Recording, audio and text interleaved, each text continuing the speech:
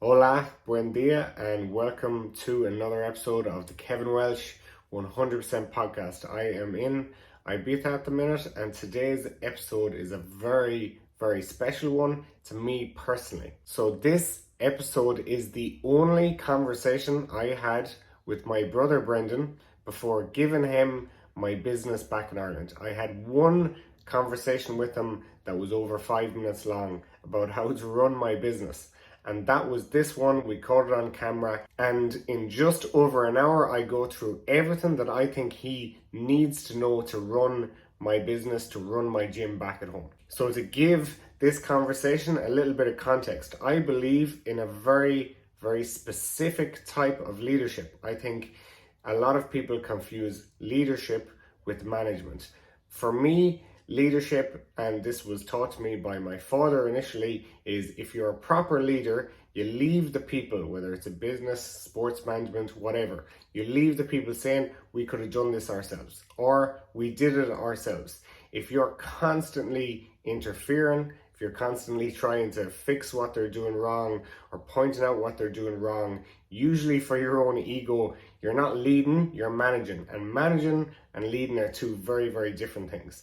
Management is a title you are given. Leadership is something you have to earn, and no matter how good your achievements in the past, you have to continue to earn leadership every single day. So in my formative years of running the business, very, very early on, I came across a few books. I name most of them in the podcast, but one in particular is called Derek Sivers, Anything You Want, or Anything You Want by Derek Sivers. It's a very small book. It's very, very simple. Someone in 6th class or first year in school could read it. It's very, very simple, very straightforward read. And it's how he created a company called CD Baby with the simplest possible rules, the simplest possible form of capitalism, and it ended up selling it. I'm not sure, was it 20 million or 100 million he ended up selling it for eventually, and he gave most of the proceeds to charity. And he outlines how this hustle culture, or this thing where look how hard I'm working and look how much I'm grinding, look how no one else could do what I'm doing, is basically lunacy most of the time. It's simply not true. So what I want to point out in this podcast is, of course, I worked hard. Of course, I made plenty of good decisions. Of course, I had my own successes along the way. But basically, you could apply the principles that I used to run and create my own business to so many different industries. And that is essentially one of the main things that I want to do in general with this podcast, is promote people who want to start their own thing, who want to do their own thing, who want to think a little bit outside the box and get something going in the brilliant, wonderful free market that we have back in Ireland, and do something you love doing, do something you enjoy, do something that fills your heart with excitement every single day you go to work, so that when the eventual problems that come with all forms of employment, all jobs, when those eventual problems come, that you're actually entertained by them, you want to find out the answers, you want to grow from them, and it's not just the constant stress and misery that unfortunately a lot of people, even still at this day and age, have when they go to work. So if you've ever asked yourself, and I know plenty of you have, and plenty of you have asked me, how does my business run? How do you run it? How do things go day to day? What are the nuts and bolts of the everyday running of the gym? This podcast will go through it all. And it's far, far simpler than many of you will think. It's very, very straightforward, very easy business to run. If any of you have wondered, am I in constant contact with Brendan? Do I talk to him all the time? Am I managing him from abroad? The answer is no. We've spoken 3 times since I left Ireland, and most of them we talked about football, we talked about home, talked about family, didn't really talk about the gym that much at all. So I haven't checked in on him basically at all since this conversation. We've spoken, but I haven't checked in on the business bar. How is everything going? It's going pretty good. And he has not just excelled in the role in the last 4 or 5 months, I'm delighted to report, since this conversation. He's bought new equipment, and he, by all metrics, he seems to have made the place even better without my instruction. So this one is particularly close to my heart because I love books like The 4-Hour Workweek, like Derek Sivers, Anything You Want, like the other ones I name in this podcast, The Go-Giver especially. And I've got to live out my own little version of that thought experiment of what they've done. So the 4 months has gone so well. Brendan's excelling in the role, and this conversation was the conversation to set up that. So without any further ado, I'm going to jump straight into this podcast with Brendan Walsh, and this one is called I Gave My Brother My Gym. Just a quick note before we go into today's podcast. If you've wondered over the last few months, how am I affording to do all of this traveling? And am I working while I'm abroad? Well, the answer is the only source of income I have while I'm traveling is online coaching. And online coaching is something I'm extremely passionate about, and I have an extremely impressive resume of results from my online coaching clients. If this is something that interests you, if you think you're in a position where you need to bring your health, your lifestyle, your strength, your confidence to the next level, so you can improve all aspects of your life, whether that's your career, your personal relationships, your energy level, your sports performance, then my online coaching is the perfect fit for you. I've helped so many people from all walks of life dramatically change their physique, their health, their confidence, and their self-image. So if you would like to become an online client, it all starts with a free consultation. Free consultation doesn't require you signing up. It's just a Q&A where you can ask as many questions as you like, and I can answer all your questions about the online coaching. So simply message me, Instagram, WhatsApp, they're all there online, or even an email. And I'm looking forward to hearing you, and I'll talk to you soon. So let's jump into today's podcast with Brendan Walsh. 3, 2, 1, live. Today I'm going to go through a very special episode, one for all the personal trainers out there, and also for a lot of just young entrepreneurs or young people with a little business idea. I don't really consider myself an entrepreneur. I think that's multiple businesses. I consider myself more a business owner. And essentially what I'm doing in 2023 is leaving Claremorris behind me for a short period in time, or for I don't really know how long. And I'm leaving the business that I've built over the last 9.5 years, the guts of 10 years, to my younger brother Brendan, who's sitting here beside me. And Brendan is going to take over the running of the business. Now, with a business, you have whatever your service or your product is. So my service is obviously personal training. So it's training people to become physically stronger, leaner, healthier, ready for a sporting event, something like that. That's what the actual service is. But as we know, it's like a chef in a restaurant. They love cooking meals, but can they actually run the restaurant? So this is definitely where I had the most to learn, and where I made the most mistakes starting off was running the actual business. I could actually train people very well very early on, and in the last 9 years I've got better as a trainer, obviously, but I actually don't do much different now to what I did back then. The training is actually very similar, but the running of the business is far more efficient. It's a simple business to run. It's not that difficult, it's not that complicated, but I definitely had the most to learn here.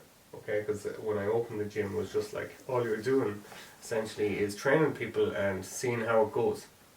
So to start off, to say Brendan has been training in my gym as a personal trainer now for what, year and a half.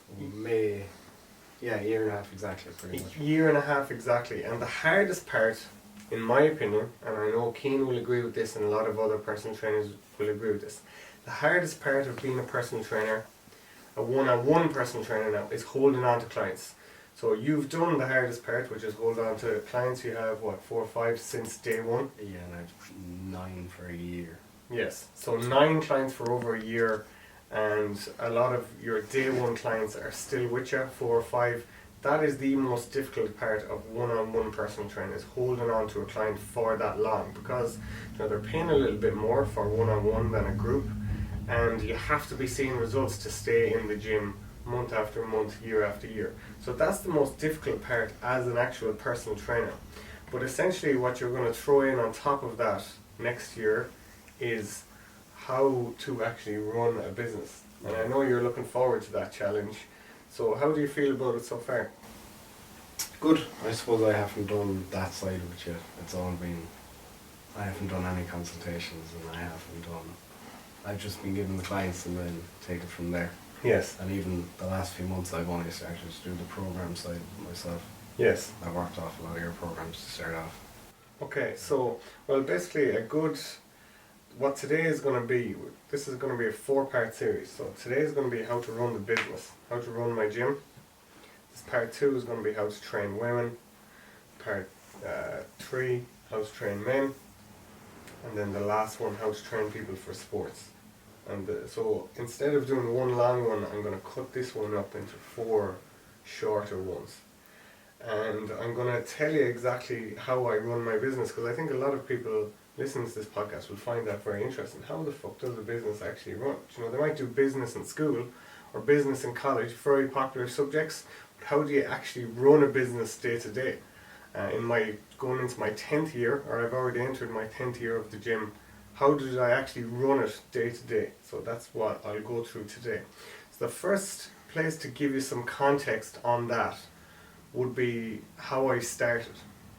So I just started by renting out a big shed, the 3,200 square foot I think it is, and starting to put equipment in it bit by bit and doing classes.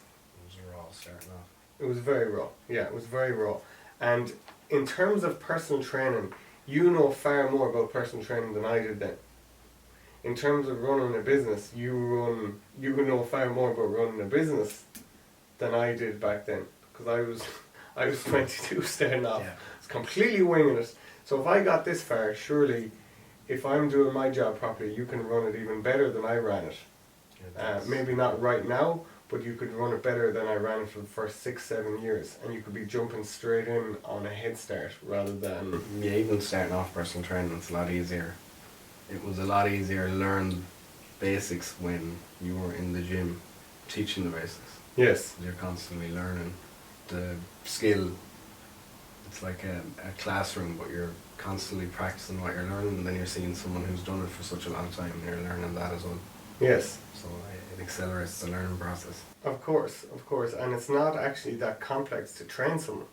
It's actually very simple. It's very easy to become a personal trainer. You don't need much qualifications or certifications. Very, very easy to become one. Very hard to be a good one. Yeah. So there's so many personal trainers out there, and there's so many gyms out there. But there's very, very few good ones that people are actually getting results from. So I was doing the Nile Mellon there last month, and I was talking to a few people who had their own business as well, and they were mad keen, mad interested to listen to my story because I was so young and that I had my own business, and they got a great kick out of it because when I explained it to them, they just got a good laugh that the whole thing wasn't set up to make money. The thing was set up nearly as a hobby to do something I liked doing and as a way to spend my time the way I enjoy spending my time. And it's so evident in the way the business is run. It's not set up to make money. It's set up to have some fun and to do something I like doing day to day. So they were saying you've mastered the hard part, that it's fun, that it's, you know, that's enjoyable, that you have a product that you actually enjoy going to work to every day. But in terms of making as much money as possible, it's a terrible business model. Yeah, you can only have a certain amount, a limited capacity of people you can have in the gym. Exactly, which is the key thing that they kept bringing up, is you have this, you know, fabulous looking gym, and I'd show them a video, and like you only let one person at a time into it. So what the whole idea starting off was, how do I just drop out of college? I was very lucky, very supportive from my parents. Like even mom was worried, and she was like, "Oh Jesus, you know, go and finish the last year of your degree." But she never really put up any fight and said you can't do it or anything. It was more just finish the last year of your degree and do it then. And then Dad was obviously behind it from day one, even with my very limited knowledge. So when I set it up, it was literally just, how do I do something that I like doing, because I'm absolutely fed up doing what I don't like doing. So when I started it, it was just classes, and we'd see who'd contact me for some training, because people were already contacting me for training when I didn't have a gym through the sports coaching. And all of a sudden, a year in, 2 years in, 3 years in, I'm racking up equipment. So I'm paying the rent to the landlord, and the equipment is just coming in bit by bit. And then I've no loans, I'm just buying the equipment back and forth. Okay? And to bring in clients, all I had to do was do a good job with the old clients. There was no marketing whatsoever. There was no Facebook, there was no Instagram, no YouTube, nothing like that. I covered a lot of this with Keen and the other podcasts. So I was just training people and hoping that they'd tell someone else, and the business would get bigger that way. Yeah, word of mouth. Exactly, word of mouth, the most effective form of advertising. So how does the actual day-to-day running of the gym work? And a lot of people might find this interesting. How does a gym like mine actually work? You know, they see the bits on social media and they see the results and they're like, well, how does the actual gym, how does it run? It's very simple. I don't paint myself out to be a master businessman by any means. If it comes to making money, I could be far more efficient. If it comes to like just getting more people in the door or things like that, I could have far better systems set up. I came across a book called Anything You Want by Derek Sivers about 6-7 years ago, and explained how basically he just started a company. This will be on your reading list. He just started a company called CD Baby. Oh, I listened to his podcast. He's absolutely brilliant. Yeah, very good. But everything he says he did with his business that he sold for 100 million or whatever it was simple. He doesn't paint anything out to be complicated. So he started the business. If it got bigger, he just asked people who were his friends, do they have any more friends who could come and work, and the next thing he had more staff. If he needed, anything to be expanded in any way, it was the simplest possible thing. It wasn't through like personalized email. Is that what he used to say? Exactly. Yeah. And the whole thing was just done on the simplest possible capitalism model. As in, like, you need something for the business to grow. You ask one of your friends or someone you know around, and they'll just help you grow the business. And that's essentially what I did with 100%. It was like, who do I like having around? Who's interested in fitness? We'll just ask them, and they'll come in and they'll help me, whether it's build a website now with Kevin Jordan, or do the social media stuff with Johnny, whether it's the other personal trainers that were working in the gym. They just liked hanging around the gym, and all of a sudden they started working. There was nothing too complex. There was no strategy. There was no long-term business goals. There was nothing. It was literally just month to month we'll see what happens, and we'll try and get a bit more equipment as we're going along. So that would take me to the day-to-day running, and the first thing with any client is the consultation. So have you ever done any consultations before? One or two, but they've been very lax, as in like I kind of knew the person and it was kind of a done deal before I sat down with them. Okay. Well, the consultations are something I took a lot of practice at, because the consultation is essentially sales. It's not marketing. Marketing would be like the social media. The consultation is actually you're selling to the person. So you're obviously believing your product or your service. Our service is personal training. You believe in what you're selling them. You believe it's worth the money that they're paying you. But you just have to close the deal, as in like, this is how many times you'll be training. This is what you can expect in this time period. All that. So I took loads of practice in that. So I'm really, really comfortable in consultations now. And I'm actually, I consider myself quite good at the consultations now. Whether they're online in the video calls or whether they're in the gym, I consider myself really well able to sell the personal training. Most clients I've got actually don't know the price until, so you've done the consultation with them and then they do the first class with me. Yes. And they ask me the price on the day of the first class, because they don't know, you haven't mentioned it in the whole consultation. Yeah. Which is a good way to sell a product. It is, yeah, it is. They're more or less signed up by the end of the consultation. And I remember throwing Dave in the deep end when he started. I was like, alright, I have a client here, they want to do a consultation, and I was literally, you go down and do it there. And he was like, what? So he just literally sat down and did the consultation, didn't know what he was at. And Angela, the same thing. And I think that's my teaching style in a lot of ways. Yeah, just throw people in the deep end and see how they get on, you know? Yeah. Because if you have to hold someone's hand through all these processes, they're never going to learn. So if I over coach you in any of this stuff, you're never going to use your own initiative, and your own initiative is crucial whether you're working in a business or you're owning and running the business. Yeah. That's how I got started. It was literally, I was doing my own session, and you were asking Gids, do you want any more clients? And I just said, I'll take some if there's any, because you couldn't take them, you were both full. And then that was it. I started the next week, started with clients. Yes. So with the consultation, I've never really wrote it down, but I've listened to a lot of very good personal trainers, and I've worked under personal trainers. So in the consultation, these are the things that you go through. The first thing, when you're trying to sign someone up, they message the page. People contact me through Instagram, my private Instagram and my 100% Instagram, Facebook, private Facebook, 100% Facebook, WhatsApp, text messages, and through emails. So it's hard to keep up with all the messages you get through all the different mediums. And that's where a lot of the business comes from. And then they contact you and you'd say, okay, well, I can meet you for a consultation. Usually half an hour to 45 minutes. Some of them go on for an hour and 15 minutes if they really want to know different things.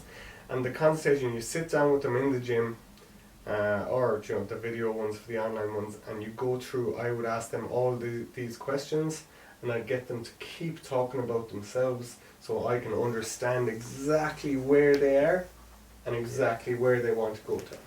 The whole point of a consultation is you understand exactly where they are right now and exactly what their goal is at the end. Okay? So you'd start off the consultation by their exercise history. So that would be, what exercise have they done for their whole life? Okay? So obviously the most important exercise you're finding out is like what they've done the last 2-3 years, but you still want to find out, did they play sports when they were younger? Were they always active? Were they a couch potato for 20-25 years of their life, and now they're just starting to exercise? Have they gone to the gym or spinning classes or body pump style, circuit training, or what type of exercise have they been doing? And then with that type of exercise history, when you're delving into that, have they ran a marathon? Have they ran 5Ks? Exactly what type of exercise have they been doing? And then you would piece together with that, what do they like doing? So what have you done as exercise, number one, and then did you actually like it, number two? Because you can then see a good glimpse of, okay, what type of personality this person has, and whether they'd be a good fit for you as a client or not. Because the reality is, like any business, some people just aren't a good fit for what we do.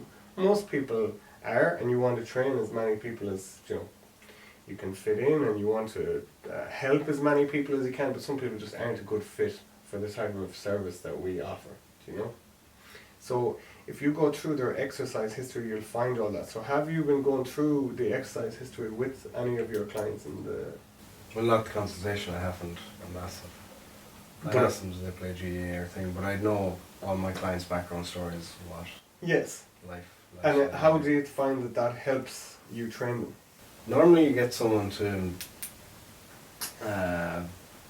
buy into the gym, and then once they've bought into the gym and they kind of have a solid foundation of the gym in their lifestyle, then they have time to manage and add in what they like doing. It's the first thing you want to concentrate on the gym, and then if they like to go for a 5K once a week, at the start you don't want someone to go hell for leather and... No, the last thing you want to do is do 2 or 3 things at once. Yeah. And I would agree, as in, like, I try and get my clients, when they're starting with me, to stop all other forms of exercise. Just the gym 3-4 times a week. Stop everything else except they can do yoga or walking.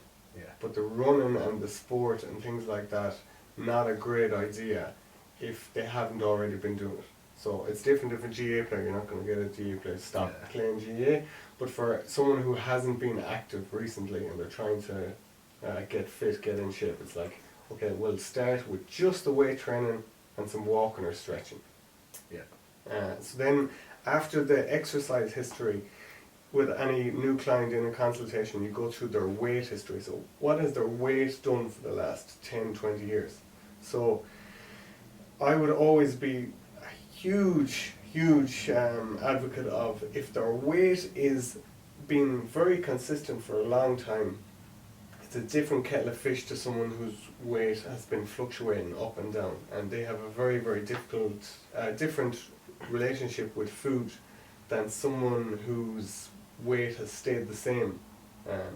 Because if you're dealing with someone who's obese and their weight is jumping up 10, 20 kg, 30 kg and then back down again, and it's yo-yoing up and down, the way you talk to them and train them and change their habits is completely different. Someone, okay, my weight has been more or less 60 kg or 70 kg for the last 15 years, but I feel more out of shape now than I did 10 years ago. You know, it's just a very different type of client. Yeah. And people underestimate that too. You know, Yeah. and if you don't know that this person has a history of their weight jumping up and down, you just don't know your personal training client. It's so important to know that before they start. Yeah. A lot of my clients are straight from COVID. So COVID affected a lot of people put on weight during COVID that they wouldn't necessarily put on beforehand. So a lot of them are coming out of that and trying to get back into shape or get back where they were.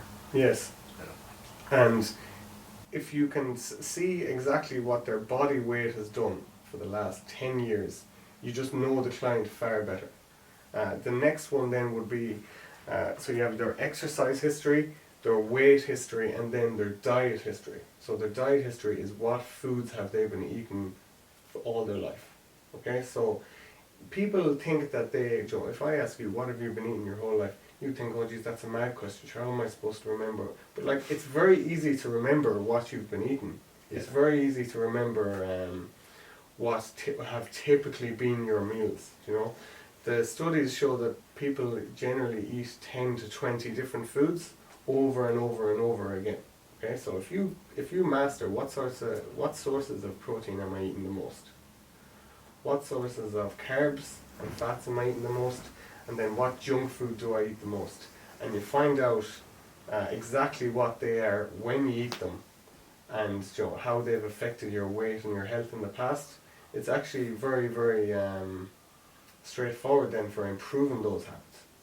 So if you have a real comprehensive history of, okay, what has this person actually been eating, what do we have to cut out and eat less of, and what do we have to increase and add in more of, okay?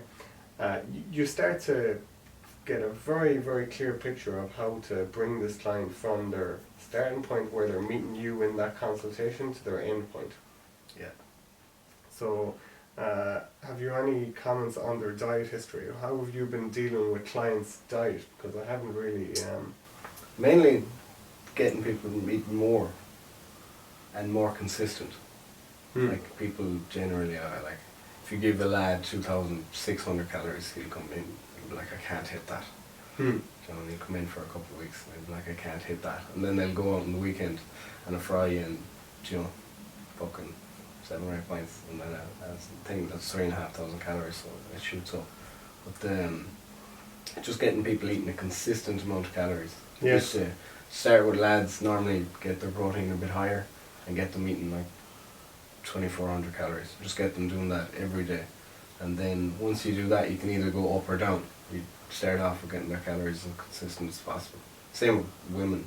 It's just generally women, you're trying to get them to eat more consistently and more protein. Yes.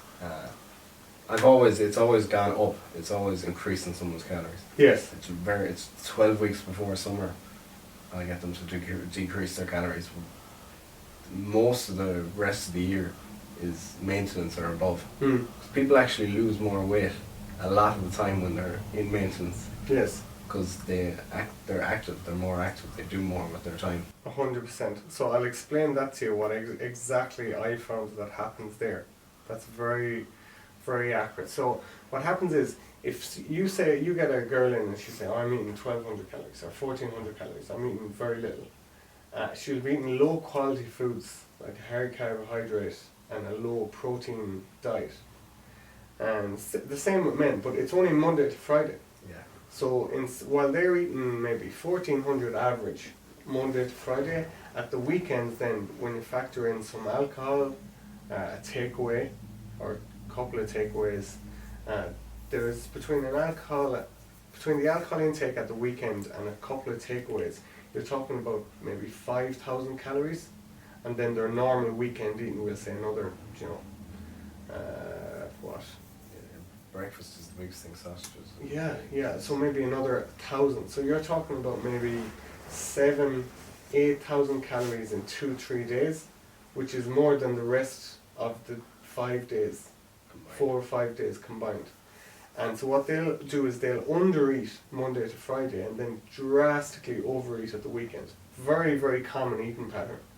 And then when you say you're getting them to eat more, what you're doing is getting them to eat more Monday to Friday.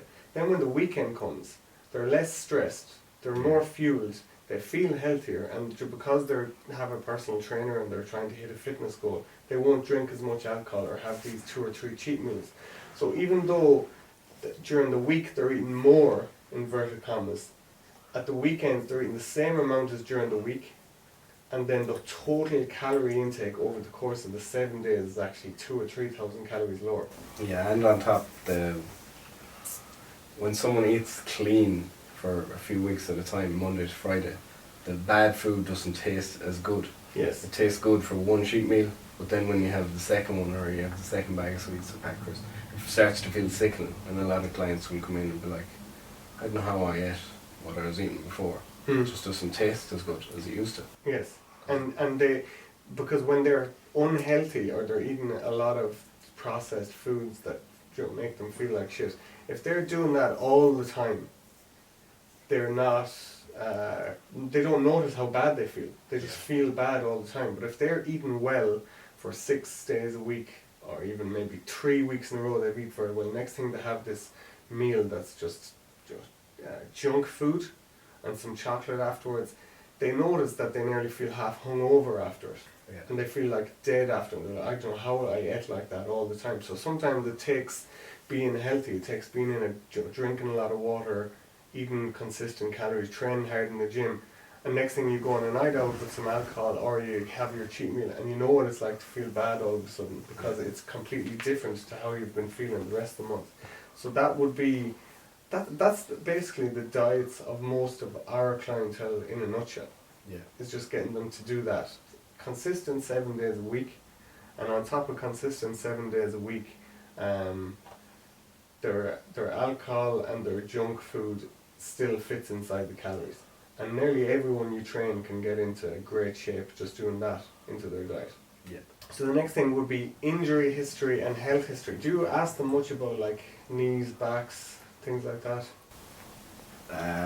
No.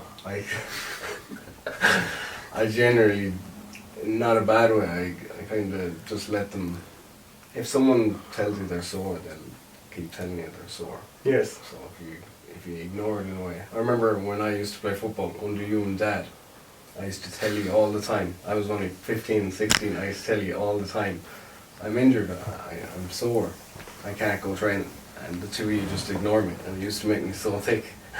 But it then eventually just got to the stage where I was like, okay, so yes, there's no point complaining here, because this lad's not going to listen to me. So yeah. I just got on with it. And to a degree, obviously, some people have sore knees, but I find a lot of people with sore knees, once they start squatting properly, the knee pain goes away, especially if you're climbing up the stairs, or you're, a lot of men, especially who do construction or manual labour, are sore knees from like tiling or something. But when they do a few weeks of squatting, moving the knee and hamstring curls, the knee pain generally goes away. It gets blood flowing into the knee. Yes. And then lower back, a lot of people have lower back pain, but again, it's kind of, lower back pain seems to happen more towards the winter, and people are inside a bit more. So people who have aggravated lower backs or back pain, they tend to complain about it a bit more. Definitely the joint From pain is a October. little more popular during the winter. Yeah. You do find that with clients. And then, but with the injuries, I 100% agree. This is a topic that I love talking about to footballers, to coaches, and Kevin Lynch would be the physio or the osteopath that we talk to most. Like, so much of it is mental, and so much of the injuries that our clients have, you can clear them up just by ignoring them. Yeah. If they just say, okay, geez, I feel this little click in my knee or whatever, or my lower back feels better, you just tell them that it's normal to have little niggles and to just continue with it. And almost always you do no more, like, I can't remember ever once training people 9.5 years now in the gym where I've made any injury worse. Yeah. And if they do have something that's showing up all the time, send them to Kevin Lynch, or any physio, but we send them to Kevin Lynch. He usually says the last thing you need to do on this is rest, and he'll say avoid this and this exercise, but keep doing this and this. And that's the great thing about the gym is you can, in a sport you might need all your muscles to sprint, jump, kick, punch, whatever. In the gym, you actually don't need all your muscles to have a great session. You can ignore your hamstring and still get a great session in. You can ignore your ankle that's sprained or badly and you can still get a great session in. Your shoulder is a bit dodgy or it's dislocated, you can still actually get very good sessions in. So when you're taking their injury history, it's important to factor in, okay, this usually, say for the lower back, it's just such a big one in personal training. So many people who have came to me would say oh, you fixed my lower back. Yeah. But I did that course with Hassan Zaid in Mayfair in London about 7 years ago, and he just said basically 95% of back pain. So he's a world-class power lifter and he's a chiropractor. So he's 9 years done, he's a doctor in as a chiropractor. He's a good Instagram page if you go and follow him. He can squat 300 kg. So what he said was most people do not have any serious issues with their back. 95%. So 19 out of 20 people don't have anything serious wrong with their back when they say they have back pain. And if you do these 5 things, most of their back pain will be fixed. So the 5 things were, one of them was proprioception, so balancing on one foot and rolling out the fascia on the bottom of the foot, with a golf ball, that type of thing. Okay, now that happens naturally in exercises where you're balancing split squats and things like that. But there's some drills you can do for that I've done in the past. The first one was proprioception. The second one was hip flexor flexibility. So stretch out your hip flexors, the couch stretch.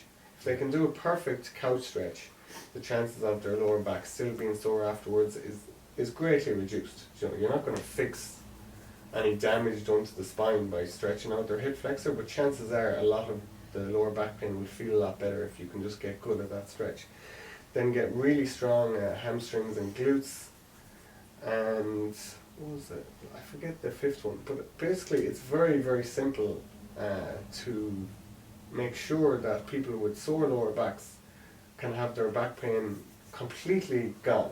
Yeah. So you might not actually fix the slip disc or the vertebrae or the sciatica or whatever it is, but you can make it feel so much better that they don't even remember that they had that issue, just by a few basic gym principles like flexible hip flexors, good balance and good flexible calves and ankles, stronger glutes and hamstrings, and all of a sudden you've fixed their back pain. Yeah, glutes in particular is, men in general seems to be a bit worse than women. Their glutes do nothing. When they do body weight hip thrust, when they start in the gym, they really struggle to get 12 reps. But after 8 weeks they can do single leg for 12, 15 reps. And strong glutes, because I know I've had a bad back myself, strong glutes will make your back's life an awful lot easier. Yeah, and plus when it comes to your bad back, it's probably not something that's ever going to go away completely.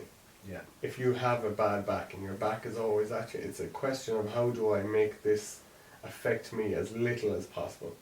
A lot of people can have great success with, they start doing proper weight training, proper strength training, their back pain goes away completely and never comes back. But a certain amount of people, it's always going to be there, it's just getting through it and not letting it affect you too much and taking all the preventative care you can possibly do. Because if you're constantly doing like rehab, prehab, warm-up style exercises, they're great, but they're not making anything any stronger. No. They're making it so stronger, but at the most remedial level. So understanding that and understanding how the hip joint and the knee joint works, just not on a very scientific or deep medical level, just basically understand how the hip joint works and how the knee joint works. You're going to be able to treat the injuries that have been given the all clear by the physio. Yeah. So you're not going to be the physio, and people try and get you to be the physio a lot. A lot of clients will try and do that, but you're not the physio. You have to remember that.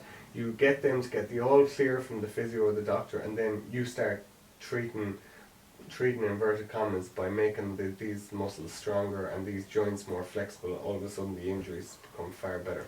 Yeah. And that's probably an underrated part of personal training. So that's the injury history. Then you have the health history that you go through with them. So the health history is just what's their health like, how have they been feeling. So what I've come across mostly in the health thing would be skin. People often bring up their skin, so like acne, psoriasis like I have, eczema, things like that. Diet helps that massively. Diet and exercise, better night's sleep, all helps that stuff massively. Even down to the bags under their eyes. Some people they're really unhealthy and they have these deep bags under their eyes. They might try and put it down to, I work night shifts and things like that, which obviously is going to mess up your sleeping routine. But generally, if you're healthier, you look far healthier in the face, and that can be helped greatly just by a healthier diet, drinking more water, and again, like your exercise. And so they would be the skin conditions and how you look generally in your face. Do you look healthier? And the inflammation as well. So when you start with someone, you'll see the before and after pictures. So I would urge anyone listening to this to go on to the 100% before and after pictures and ignore the body transformations. Look at the face transformations. The level of inflammation and puffiness in the face is just unbelievable. And Dr. Fanula talks about this a lot. Is if you make someone healthier, you reduce their body fat, you increase their muscle mass, you get them drinking more water, the inflammation in their body goes way down and they hold on to way less water. They just look so much healthier. Yeah. So have a good look at before and after photos on the Instagram page and just look at their faces and how much healthier their face looks before to after. So that would be like the face and how they look, puffiness, inflammation, skin, things like that. So you're dramatically improving that from a health perspective. Then a lot of people come to us, have come to me, and in the consultation they'll have mentioned fertility issues, that a doctor has told them that they need to go to the gym and be healthier if they want to conceive children, because fertility issues at this day and age are massive. So again, we're not doctors, we're not physios, we're not pretending to be them, but just helping people eat more protein, more fruits and vegetables, drink more water, train. They'll become far healthier and they'll be more likely to conceive. Another thing, now obviously we're not saying that that's the be all and end all for a problem like that, but it definitely does help. And a lot of clients have come to us and said that their doctors or the experts that they're talking to have sent them to the gym to go and try and improve their health that way first. What else health-wise? What happens with a lot of people is they come to the gym and they sort out that first, and then they get their health right, and then they start taking a bit more pride in themselves and be like, I want to fix something that's been at me for a while. If they've had a bad back, they might go to a chiropractor or a physio. If they've had other health issues, they'll add it into their routine. Yes. And continuously have the drive to continuously improve. Yes. Yeah. And you have that like incremental progress thing, is like you're working on all aspects of your health. Yeah. So like I don't think anyone can work on their physical health without their mental health and their their just sense of self-esteem and well-being just improving along with it. And I remember you saying to me not so long ago that that's one of the most rewarding parts of personal training is you can see how much better they feel, and they say it to you. They say, I just feel so much better. I feel my head just feels better, everything just feels better since I started going to the gym. Yeah, without being like sinister, it's like you manipulate someone into believing in you, and once they believe in you, then you manipulate them to believe in themselves, and then they start to put all their hard work into stuff that they want to do. They're not coming to the gym anymore out of like a forced labour. They're doing it because they want to do it, and they're adding in stuff that they like on top of what they're already doing, and that's very satisfying when you see someone buy back into their own life that's nothing got to do with you, and they add in things that they like doing. Yes. Well, it's you use the word manipulate there in Jocko's second book, The Leadership Strategy and Tactics. He explains how I think the two were, one was manipulate, and I think the second was like maybe leadership. And he's like, there's no difference between someone who's manipulating someone and no one who's leading someone. The only difference is a manipulator is doing something that's good for themselves, and a leader is doing something that's helping the person that you're manipulating to improve. Yeah. So essentially they're the exact same thing. The only difference is the end result. So if you're manipulating someone but they're the ones who are profiting out of it most at the end, then it's just leadership rather than manipulation. Yeah. But definitely that struck a chord with me when I read it. But that's essentially what you're doing. You're trying to control people and change their behaviour and manipulate them so that at the end of it, they're the ones who benefit more than anyone, and you just get paid as a professional because of that. Yeah. The next would be, so you have your health history. Those are the main health conditions, and then obviously like I take a big interest in functional medicine, so like my blood pressure, your blood glucose, just your heart health, your VO2 max, your heart rate variability. I like tracking all of those in myself, and I'd be aware, okay, this person has this history with their weight, has this history with their exercise, they're probably suffering from maybe bad insulin or blood glucose, or their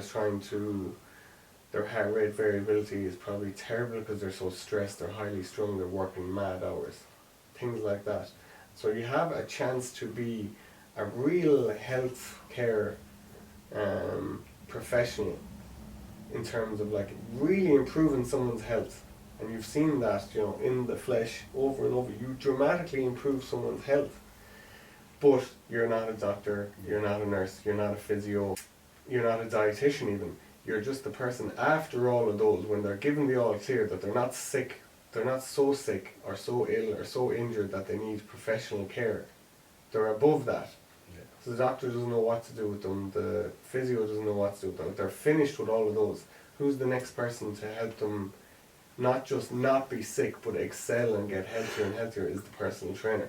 And I think a lot of personal trainers, they don't know that starting off. They don't know that that's going to be what their job is.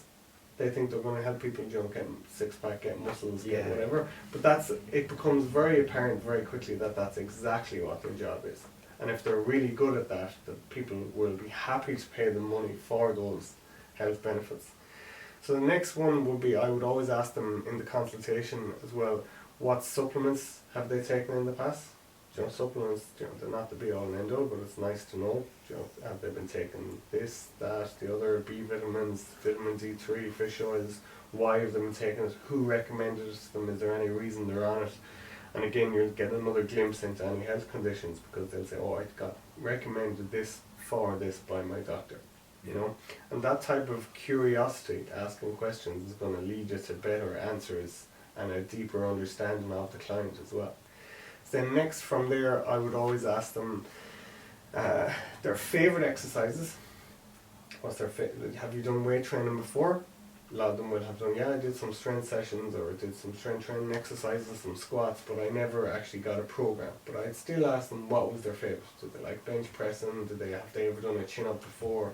All that. So that's where I go into the nuts and bolts of like how heavy was their squat, how heavy was their bench press, and can they do a chin up? And if you ask all of those questions, you start to get a good glimpse of where exactly they are in the gym. Yeah. So the other questions might be like, where are they health-wise, or where they're meeting you there. But this would be where are they meeting you in terms of how hard can you push them in the gym from day one. Yeah. The next then is when they felt their best. Oh yeah, when did they feel their best? When were you in your best shape ever? I think that's a great question because you'll get a bit of emotion there. So someone might come to you in the consultation and they'll say, okay, I want to lose 10 pounds. But if you start asking the 3 whys, well, why do you want to lose 10 pounds? Well, I want to look better for this wedding or this holiday. Well, why do you want to look better for this holiday? Well, I'm actually self-conscious, or I went through a breakup, or you start getting these emotional answers that are the real reason they want to come to the gym, and they start to get a bit of emotion. So I find that the question, when did you feel your absolute best? When did you feel like you looked your absolute best? That's a great question. Oh, I remember it perfectly. It was this, and everyone knows the answer to that question. So anyone who's listening to this podcast, you will know, think about it for a second right now, you will know, when did you feel like you looked your absolute best? When was everyone saying, geez, you look fantastic, you look awful healthy, you look lean, you've never looked better, and they'll be able to tell you that. And if you can find out when that is, what weight they were when they looked their best and felt their best, were they happier at that point, do you know? Because usually they won't tell you, oh, this is when I starved myself to death and I felt like I looked my best. It's usually just when they felt healthy, not when they felt starved or fucking malnourished. And if you can find that, you can just start bringing the whole consultation back to, alright, how do we get back to there from where we are now? Okay.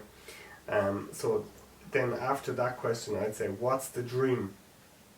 As in, what's the dream end result? Yeah, I've seen you ask this question. Yeah. People don't know what to say. No. They're spooked by it.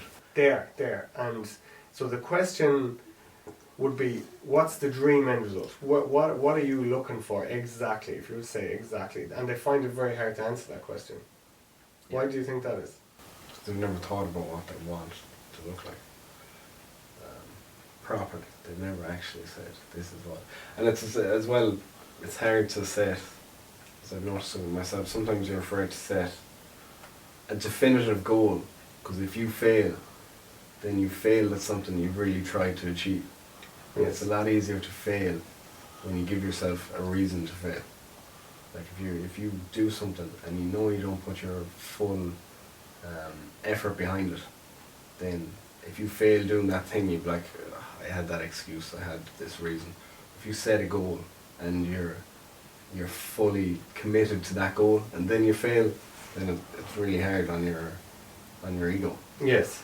So people are afraid to set. So if they don't specify failure, they don't fail as badly then. It's almost like, I have this goal, I want to do this, but I'm not really going to specify when or where or how I'm going to get there. So there's loads of room for failure in between. Yes. So if a lot of people come to us with fat loss, and I would say, well, they'd say, I want to get lean, I want to lose body fat, I'd like to get more toned. Now we'll talk about them more in detail in the other podcasts. But I would usually say something like, okay, let's lose 10% body weight in 12 to 24 weeks. And so if they weigh 80 kg, that's losing 8 kg. If they weigh 100 kg, it's losing 10 kg. And I regularly hit that with clients, the before and after photos, the impressive ones. Usually they're 10% of body weight in 12 to 24 weeks, 3 to 6 months. And I would give them an exact roadmap of how much weight loss we're going to average per month, how much weight loss you're going to average per week, what calories roughly you'll be on for the 3 months, 4 months, 5 months, 6 months. Just all that stuff, how long it's going to take to get there.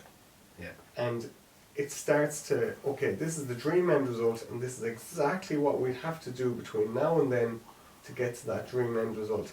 And suddenly they're willing to sign up. Yeah. Because you can tell them exactly, okay, if we average 1 pound of weight loss per week, and you do, like, you track your calories, you drink your water, you hit your protein, you hit your 4 sessions a week, and you hit your steps. For a full month, all you lose is 4 pounds. So just over 2 kg. But if you do that for 50 weeks, you lose 50 pounds. Yeah. So it's not even a question of doing it better. No. As you go along, it's just doing it for long enough. I have one client, you won't mind me saying, we're only talking about that. He's lost 10% of his body weight, but he only trained for 2 days a week a lot of the time during the summer, and he'd go out a good few weekends, but he stuck with it for a year. He showed up to the gym and he kept his calories Monday to Friday pretty good, and he lost 10% of his body weight. If you stick at it for that long, obviously the more committed you are, the faster you get your Exactly, results. and that's what I explain to them in the consultation, and it's worth for you doing consultations now to always explain. If you get the result in 3 months, or if you get the result in 6 months, there's no difference. Yeah. It's still a great result. The only difference is it happened faster. But there's no, it's better because it happened in 12 than 24. Okay? It might be better for you because you want it quicker. Yeah. But there's actually no difference in terms of is the result actually any better in terms of, is it healthier if it's done faster? Often it's healthier if it's done slower because it's more sustainable and the progress is more maintainable. Yeah. Do you know? And the habits are more sustainable because they've been very gradually built in. The more habits you change at once, the harder it's going to stick to them. You know, because it's going to feel a little bit less natural. That's it. Then you paint them the dream. So they tell you their dream end result. I want to look like this on my wedding day. I want to look like this at the next holiday. I want to get this strong for the GA season next year. And then you paint the roadmap of exactly how we're going to get there, what it's going to look like month to month. And then I would always urge them, do not look for 6 months, just you're taking everything 1 month at a time. This month I'm going to try and do this, this and this, and then you keep re-evaluating each month as you go along. You take progress photos and month. Because some people will jump into all your recommendations straight away, and some people will need 6 weeks to 8 weeks to just nail the steps and the calories. Yeah. You know, so it's very dependent on the person, you know. Alright, so that's probably everything from the consultation, which is a huge part of just being a personal trainer, is the consultation. Can you actually sell, and can you actually explain what your service is and what you actually do? So what do you think of that in terms of your consultations going forward? Yes, just using all those things, just practice as well. First day you go into it, it's like anything the first day you start. You're going to give off as much as possible the impression that you know what you're on about. Yes. When you haven't done something, you know, if you haven't taught an exercise 100 times, then you're not going to be, it's not going to be as natural as, so same with a consultation. You go in with all those things, but then when you finish the consultation, you'll be like, okay, I forgot that and that. And then your failures, the ones you don't get, you learn a lot more from, because you'll be like, why didn't they sign up? Why didn't they sign up? Yes. Actually, well, people essentially want to be seen and heard. Yeah. So if you ask all them questions and they tell you all the answers, they're open enough for it, you know, they're willing to tell you the answer to all those questions, they'll feel very seen, heard, very understood, and they'll trust you more to deliver on those things. Because the problem with not just personal training, but with an awful lot of businesses, they don't actually listen to what the client wants. Yeah. Like you're not selling them a bottle of Coke or a Happy Meal or, you know, a pair of runners. You're actually providing a service to them that will help them, a coaching service, a teaching service that's going to actually help them improve their health and their, you know, self-esteem. So like a huge part of that is the relationship you can build with the client, and to be able to get inside their head. And that all starts with the very first consultation. Are you actually listening, and do you actually want to help? Yeah, and given, being honest, that's what I suppose one thing I've noticed is, like, some people they might want to cut their calories way lower than, and just being honest and just be like, that's not what I do, that's not what we provide here. And saying it might take that little bit longer, but it's going to be healthier and it's going to be more sustainable and more, just being honest and not letting them say, okay, I want to do this and this, and you're not correcting them on what is actually achievable. 'Cause when you're honest at the start, it creates honesty throughout the whole relationship. Yes, well, we're in December now, and I often have clients in December or the end of November, and they'll say, "Oh, can I start now?" And I'm saying, I always say, to be honest, you're better off starting in January. And that's so many people in fitness do the opposite. They're like, "Oh, but sign up now, and you won't waste this month before Christmas." But like, I've always found that anyone who starts this time and they do a good month and then they fuck themselves at Christmas, and you were just better off saying to them, "You should have just started at Christmas," because then they're down on themselves over Christmas for going against everything, and they appreciate that honesty. Yeah. They appreciate it an awful lot. Or they'll say, "Oh, I want to start now, but I have a holiday coming up in a month." I'll always say, "No, start after the holiday," and they'll be, they'll be very surprised nearly that you're that honest with them, that you're willing to say, "Okay, I don't really care about the next month, just go and enjoy yourself, and we'll start when you have a clear run on it and you can do things properly." And that might be a short-term loss, a very, very short-term loss, but it's a very, very long-term win for being trusted by clients and wanting to stay with you for longer. Yeah, I normally build up the calories towards Christmas. So after summer, you start to increase it after they've been dieting, and then you build it up. And then right before Christmas, those 2 weeks for most of my clients now will be their highest calorie intake for the whole year. And then they'll be very energized, very refreshed coming back into January, and then they can start to wind down again towards summer. Exactly. Just knowing people's lifestyle. Yeah, and understanding them. And that's what you get with one-on-one personal training that you just don't get with groups. Yeah. They don't know you as well. They don't take as much time to understand you or to hear you out and understand all the different questions that go on in the consultation. They don't know any of that stuff. They just know your face, a big friendly hello, and then into the class. Which is, classes are great, and they're always going to be around your body pumps, your circuits, your boxercises, your yogas, but they don't actually take this detailed look at where you are right now and where is your dream end result. It's just jump straight in and see how it goes. It's a very wing it. We don't have any of that. It's literally, we have one product, personal training. You pay us for the personal training, and we just try and take less from the community than we're putting back out into it. And if you can just think of any business that you're running, and you're running mine for the next while, that's all it is. That's all you have to do. So if you're trying to take more from the community in terms of you're trying to drink way more alcohol, or you're trying to gamble like fuck with the money that you earn, or you're constantly trying to take from the local community of all their products and services more than you're putting back into it, you're going to be in the red. Yeah. But if you're able to live stoically, or live, what's the other one? Live Spartanly, you just need your food, you just need your accommodation, and any excess money you have, it goes either back into the business or on some experiences like traveling. You're going to live very, very happily doing this because you get to enjoy your work every day. So that's the date. So that's how a business essentially works. I would love someone who's running, who's watching this or listening to this podcast to just understand that that's all a business is essentially, and it doesn't have to be any more complex like that. So you have Derek Sivers, anything you want.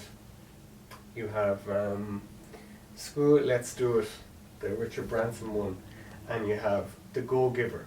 That's a great book, yeah. If you have those 3 books, you'll understand that you can make a comfortable living and you can be happy doing actually something that you enjoy doing. It's not about being Jeff Bezos or Mark Zuckerberg. It's just about doing something you like doing and offering more value to the community than you're taking away from it. So day-to-day running, this is stuff I've got way better at over time, but it does take a good bit of practice. So you have your training time, so constantly texting clients every single day, and your diary, writing down what times you're taking different people at. That's pretty time consuming.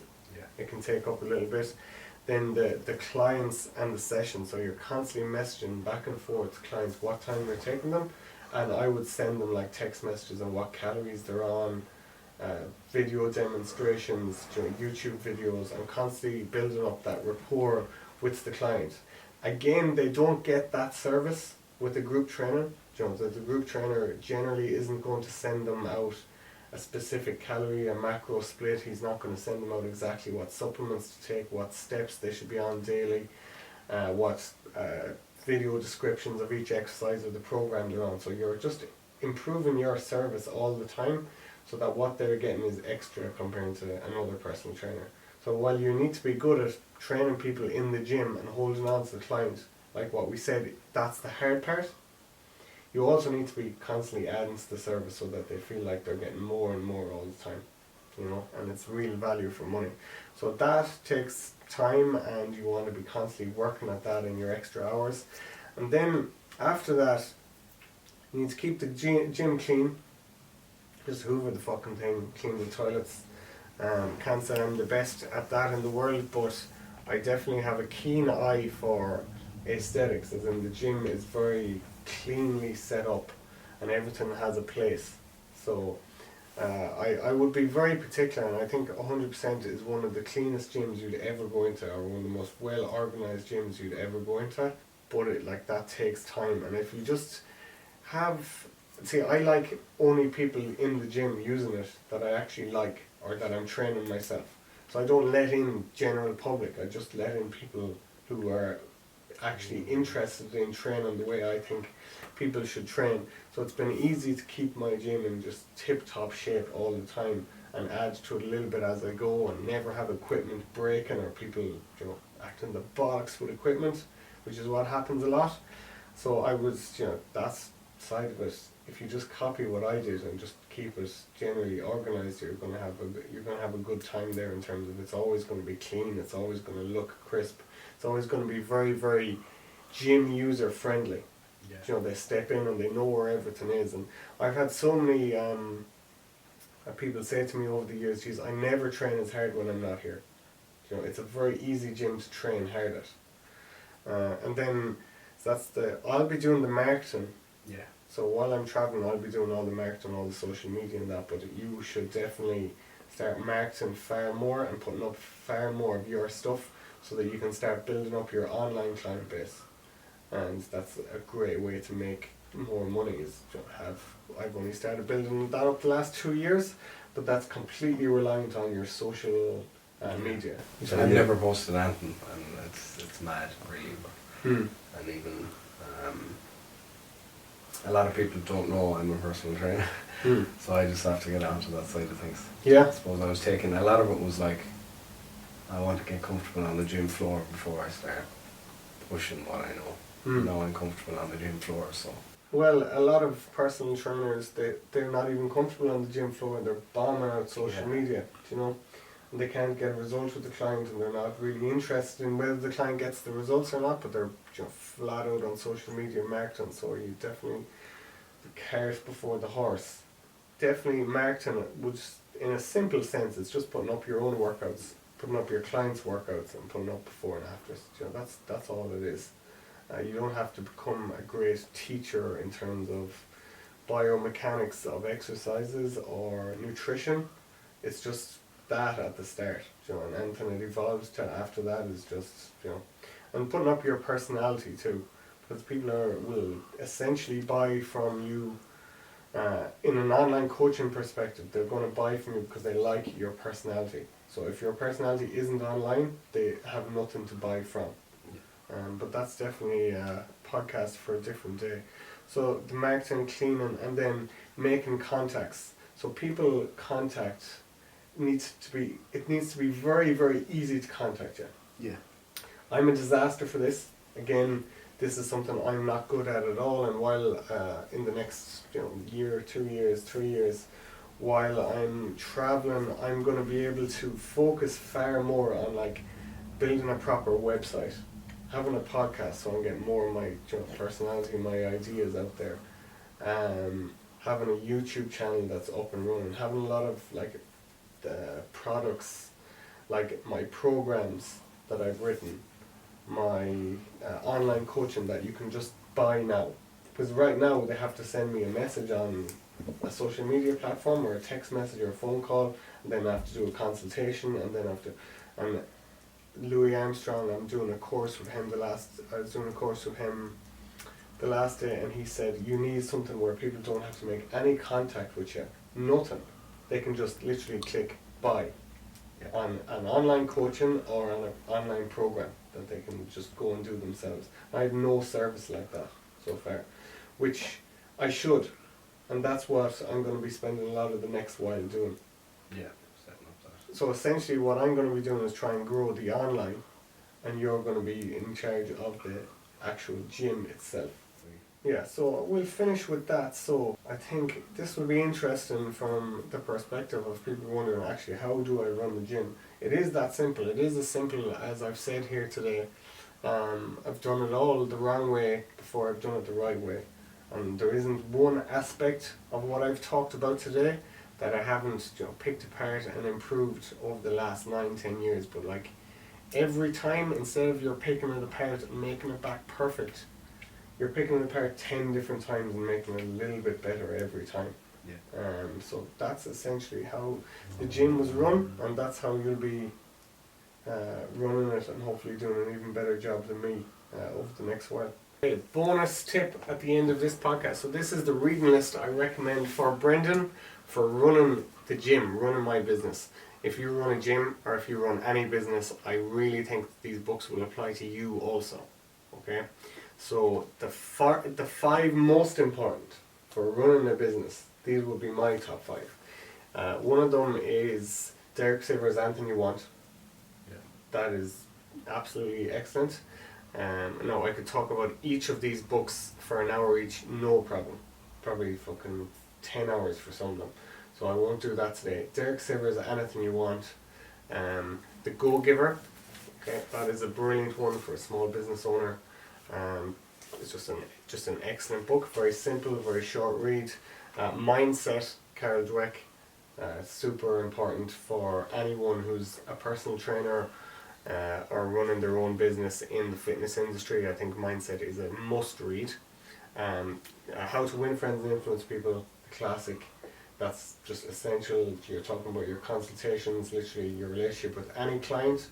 How to Win Friends and Influence People. The lessons in that will help you a lot. And I absolutely love this book. I don't think as many people know about it as they should, but it's called Change Maker. It's John Berardi, the head of Precision Nutrition. They are, if you understand and read those 5 books, you'll be a very, very solid personal trainer. Very, very solid. And you'll be able to run your business without running into too much trouble. Okay, so they're the top 5. Other books I would recommend, out of the books I've read, so a big part of it is just understanding human nature. Okay, so to understand human nature, it doesn't get any better than Gabor Mate, The Realm of Hungry Ghosts. This Close Encounters with Addiction. We're all addicts, whether it's our phone, whether it's coffee, or whether it's heroin and crack cocaine. So we are all addicts, we're just on a different spectrum. And what we need to do is understand exactly why people turn to certain substances, behaviours, all these different things, and to have more compassionate curiosity and compassionate inquiry into why we behave the way we do. And if you can do that with your clients, and you can help them get over their bad habits and start renewing their behaviour with good habits, you'll be a very, very special personal trainer. So that's In the Realm of Hungry Ghosts. The second one, a very, very worn out copy of 12 Rules for Life, Jordan Peterson. Again, understanding human nature. Very, very different to Gabor Mate, but at the same time an absolute genius. Okay, 2 of the best books ever written, in my opinion, 2 of the best books ever written by people alive right now. So you want to gobble up every podcast, every bit of information you can get on those 2 men, Jordan Peterson. Then Rich Dad, Poor Dad, very good way of understanding the world if you want to understand capitalism, business. The Effective Executive, Peter Drucker, Tim Ferriss recommendation. The Definitive Guide to Getting the Right Things Done. So many people are brilliant at getting useless stuff done. So instead of doing what needs to be done, they're just very efficient at doing all these things that don't really fucking matter. So this will, I've become very, very good at picking this is what we need to do, X, Y, Z, ignore everything else. That's a very good book about that. Start with Why. Simon Sinek holds a special place in my heart. Me and Keen decided to read this book a while ago, and a few years ago, and it's very, very helpful for running a business and why are you doing actually what you're doing. The Checklist Manifesto, becoming more organized, how to get things right.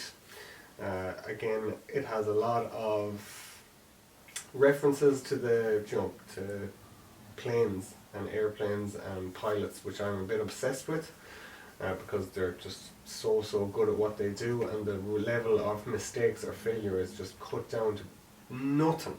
They're so good at being organized, being effective, being efficient.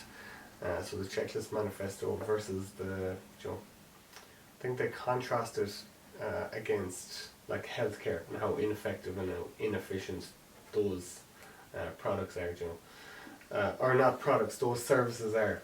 So like the hospitals in every single country, it doesn't matter if it's America, Ireland, England, how often are they in the news for being just terribly ran, huge waiting lists, very inefficient, very ineffective, just mistakes left, right and centre. So that's a very, very good book. It's short, easy to understand, a total grande.